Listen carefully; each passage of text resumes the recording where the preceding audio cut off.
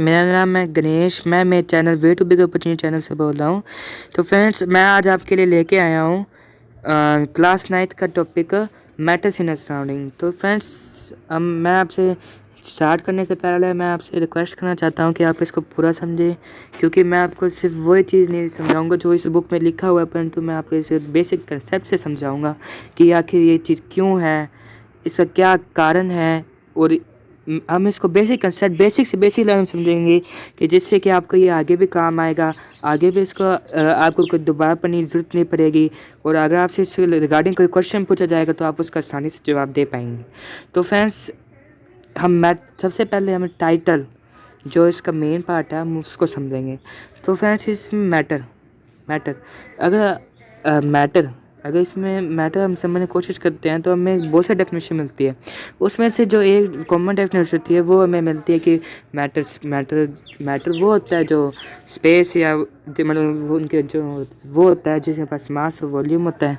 तो फ्रेंड्स, ये तो है लिखी डेफिनेशन, पर ये क्यों है इसको हम आगे समझते हैं। तो फ्रेंड्स, ये मैटर क्या है। तो फ्रेंड्स, हम इसे क्लास 5th क्लास 6 से हम अंडरस्टैंड करते हैं यहाँ कि मैटर जो है वो इसको हम नॉर्मली चीज़ कहते हैं। नॉर्मली हिंदी में इसको पदार्थ कहते हैं। और अगर इसको हम सिंपल लेवल पे समझना चाहते हैं तो इसको इंग्लिश में कहेंगे थिंग। नॉर्मल सिंपल लैंग्वेज में इसको इंग्लिश में कहते हैं थिंग। बट मैटर पर फ्रेंड्स, ये जो मैटर होता है इसको थिंग नहीं कहते। क्यों नहीं कहते? मैं अगर आगे आपको इसको प्रूफ करके दिखाऊंगा कि इसको थिंग नहीं कहा जा सकता। इसको मैटर नेम इसलिए दिया गया है बिकॉज ऑफ देयर प्रॉपर्टी। तो फ्रेंड्स, स्टार्ट करते हैं। तो फ्रेंड्स, मैटर जो होता है, अभी ये कंफ्यूजिंग हो गया कि अब इसको सिंपली में कहें तो इसको थिंग कहते हैं, बट इसको थिंग कह नहीं सकते। तो फ्रेंड्स, इसको स्टार्ट करते हैं। तो उससे पहले अगर आप उससे पहले हम लेते हैं एक पेपर लेते हैं। उससे पहले पेपर को हम दो पार्ट में फाड़ते हैं, फिर उसके बाद उसको फिर एक पार्ट लेके फिर उसको फाड़ते हैं। तो ऐसे अगर हम प्रोसेस को उसको दोबारा दोहराते जाएंगे फ्रेंड्स, तो फिर वो एक पॉइंट पे वो ऐसा आएगा जब वो बिल्कुल फटेगा नहीं।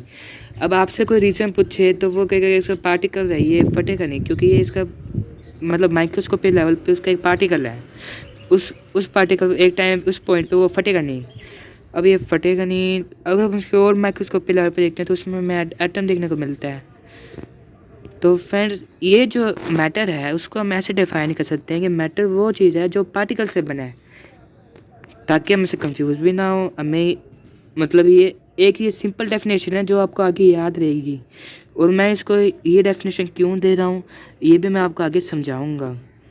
तो फ्रेंड्स, एक बार हम मैटर को ऐसे डिफाइन कर सकते हैं कि मैटर वो चीज़ है जो पार्टिकल से बना है। अब ये कैसे कह सकते हैं? जैसे मतलब अगर हम कोई बच्चे को कहते हैं कि मैटर कोई चीज़ बताओ, तो वो कहते हैं दरवाज़ा। तो आप पूछोगे उससे दरवाज़ा कैसे, मतलब किस चीज़ से बना है, तो वो कहेगा लकड़ी पर बना है। चाहे उसमें कितने मटेरियल कंस्ट्रक्टिंग मटेरियल लगाओ, पर वो उसकी जो मेन चीज़ है, जो लकड़ी है, जो उसका बेस है, वही उसको बताएगा कि हाँ ये लकड़ी का ही बना है। वैसे ही क्या होता है फ्रेंड्स, मैटर जो है वो पार्टिकल्स का ही बना होगा।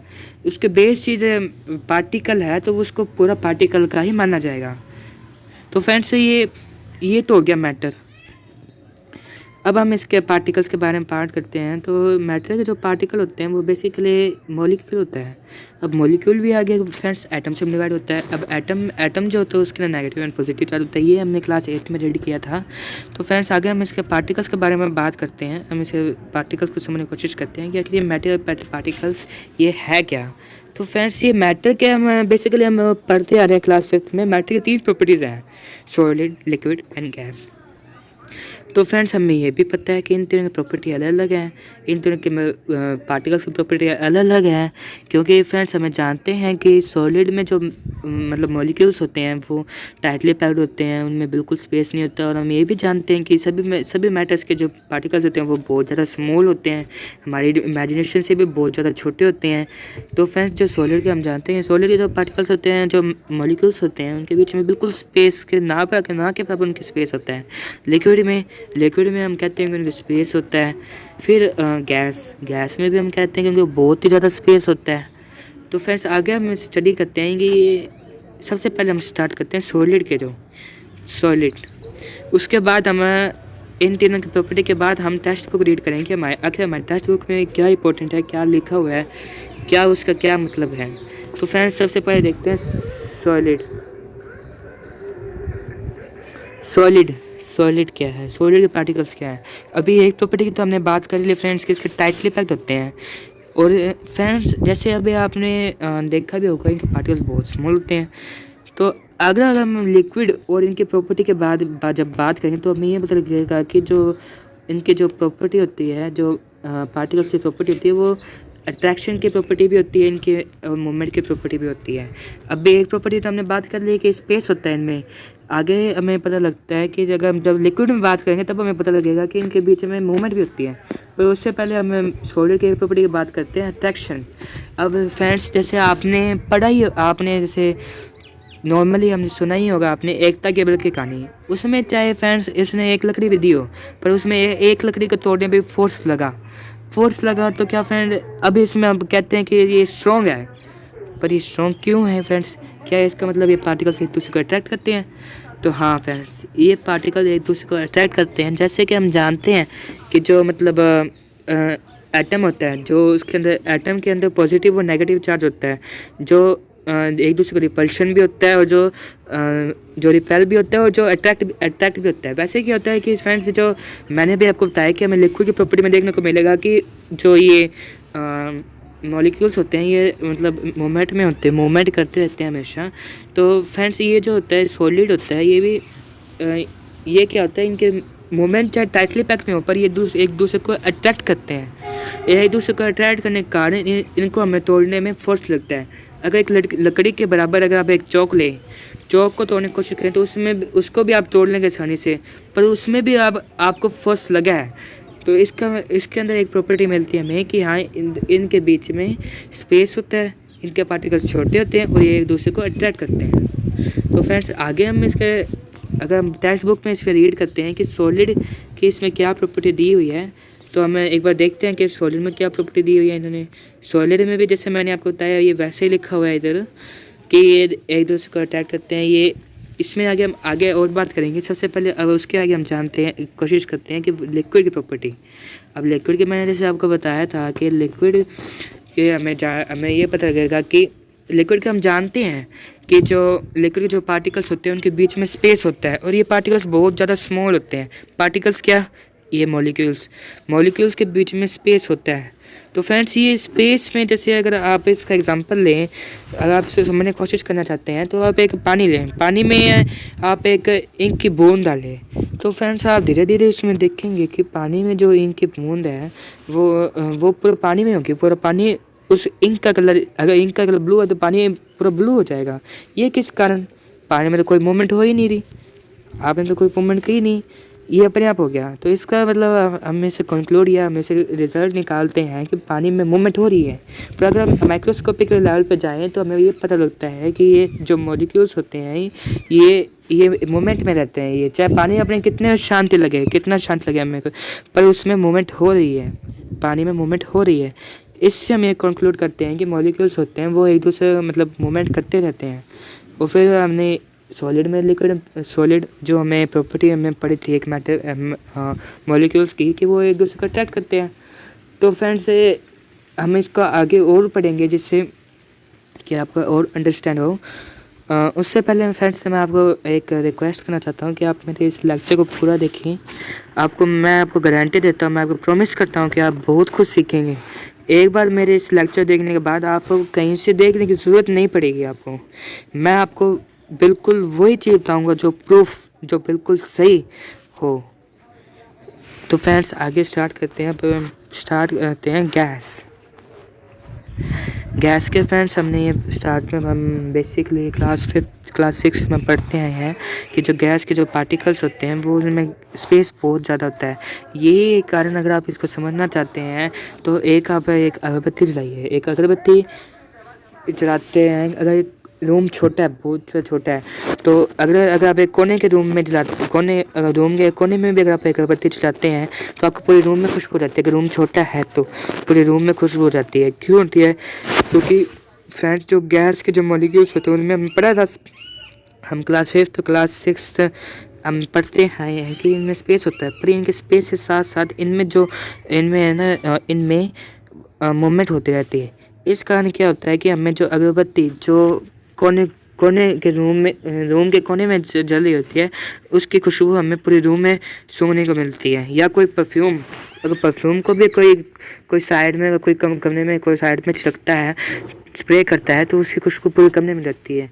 यही कारण है कि फ्रेंड्स यही एक कारण है कि हम समझ सकते हैं कि इसके जो मॉलिक्यूल्स होते हैं गैस के, उनमें मूवमेंट होती है। फ्रेंड्स हम ये जानते हैं कि इनमें स्पेस होता है, ये एक दूसरे को अट्रैक्ट करते हैं, ये हमने आगे प्रॉपर्टी में समझा था। तो फ्रेंड्स आगे हम इस टेक्स्ट बुक में रीड करते हैं कि आगे इसमें ये टेक्स्ट बुक में क्या लिखा हुआ है। तो फ्रेंड्स बेसिकली एंशियंट टाइम में क्या हुआ था कि हमारा जो एंशियंट टाइम में जो अर्ली ह्यूमंस थे, उन्होंने, जैसे आपने सुना भी होगा कि हमारा जो शरीर है वो पंचतत्व से बना हुआ है। पंचतत्व लिविंग चीज़ जो भी है वो पंचतत्व से बनी हुई है। पंचतत्व कौन कौन से? तो फ्रेंड्स पंचतत्व है एयर, अर्थ, फायर, स्काई, वाटर। तो फ्रेंड्स क्या है इसमें जो फायर है, फायर क्या ये मैटर है? तो फ्रेंड्स इसका जवाब नहीं है। फायर जो है वो एक काइनेटिक एनर्जी है। अब ये काइनेटिक एनर्जी क्या है फ्रेंड्स? ये काइनेटिक एनर्जी कहाँ से प्रोड्यूस होती है? तो फ्रेंड्स जैसे कि मैंने आपको बताया था कि जो मैटर होता है, जो मैटर के जो मॉलिक्यूल्स होते हैं, उनके बीच में जो स्पेस होता है, जो स्पेस में रह के भी जो मतलब मूवमेंट होती है उनमें, तो वो मूवमेंट जो वो करते हैं उनसे उनकी काइनेटिक एनर्जी प्रोड्यूस होती है।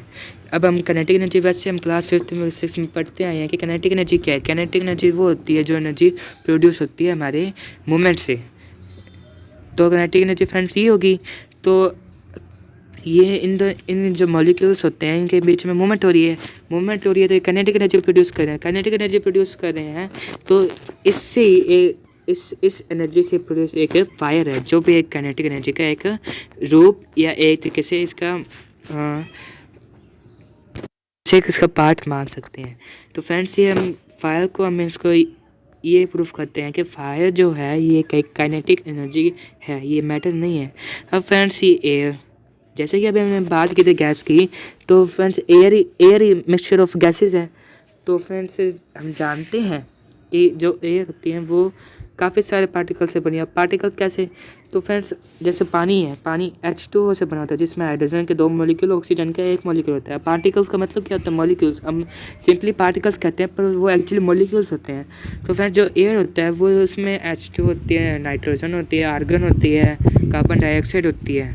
तो फ्रेंड्स ये सब होते हैं इसमें। तो इसको हम ये कंक्लूड करते हैं कि जो एयर होती है वो भी एक मैटर है। इसलिए फ्रेंड्स इसको जो थिंग नहीं कह सकते, जो मैटर है उसको हम थिंग नहीं कह सकते हैं, हम उसको कहेंगे मैटर या पदार्थ। उसको हमें पदार्थ कहने में भी थोड़े हिचकिचाहट होगी, क्योंकि ये जो पदार्थ है हम उसको वही कह सकते हैं जिसका हमारे प्रत्यक्ष रूप में है, ये हमारे सामने हमें जो दिख रहा है। पर ये एयर जो है ये हमें दिख नहीं रही, परंतु ये हम इसको महसूस या हम इसको ब्रीथ भी कर रहे हैं। तो इसलिए फ्रेंड्स इसको मैटर ही कहा जाएगा। तो फ्रेंड्स जैसे मैंने आपको शुरुआत में कहा था कि तो इससे ये प्रूफ होता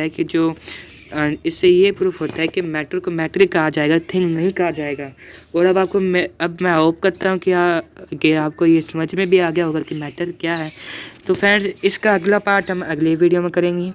फ्रेंड्स अगर आपको समझ में आया तो मुझे बताइएगा कमेंट करके, हमारे चैनल को सब्सक्राइब करिए। फ्रेंड्स जो पार्ट 2 है वो आपकी डिमांड पे ही आएगा। इसका जो पार्ट 2 है आप हमारे चैनल को सब्सक्राइब करें, लाइक करें और कमेंट करके बताएं कि आपको क्या आवश्यकता है या नहीं है, पार्ट आपको चाहिए इसका, पार्ट सेकेंड इस चैप्टर का।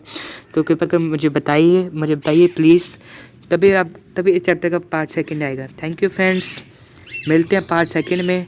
प्लीज़ हमारे चैनल को सब्सक्राइब करना और कमेंट में बताना कि आपको लेक्चर मेरा कैसा लगा।